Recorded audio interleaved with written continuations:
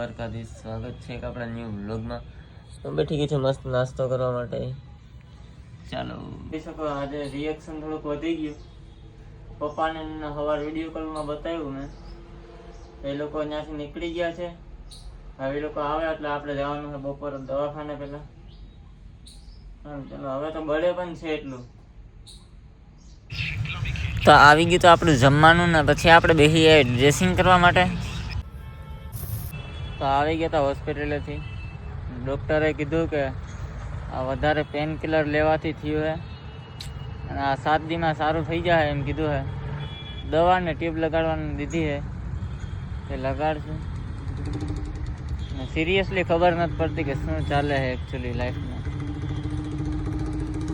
તો ભગવાન પરીક્ષા પણ એની જ લે કે જેનામાં ક્ષમતા હોય આ બધું ફેસ કરવાની અને જેની તેવડ હોય એની જ પરીક્ષા લેતો હોય ભગવાન હંમેશા.